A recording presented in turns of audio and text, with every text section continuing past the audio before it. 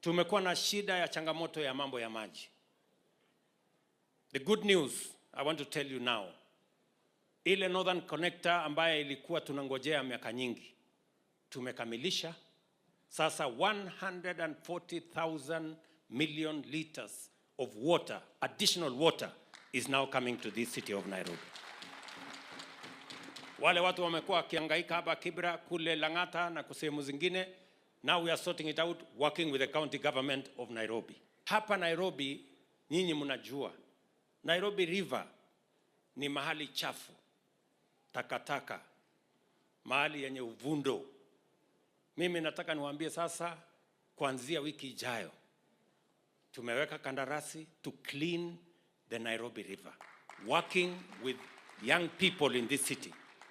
Vijana wa kwanza 10,000 wako kazini. Vijana wengine 20,000 tutawaweka kazini kutoka hapa Nairobi, ndio tuweze kupanga ajira nyinyi vijana na vile vile kusafisha mji wetu wa Nairobi.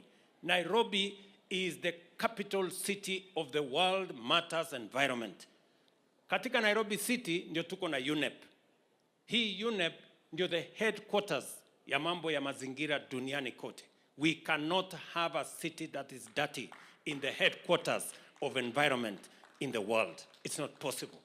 Na ndio sababu we have set our eyes on making sure that we deal with the challenges of Nairobi, even as we do more housing in the city of Nairobi. Kwa hivyo, ndugu zangu, mimi nawauliza, tushirikiane, tufanye kazi hii pamoja.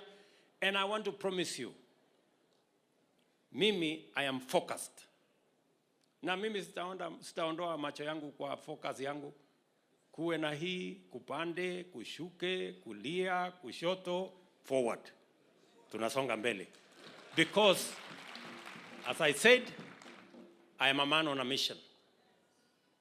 And my mission is to transform this country.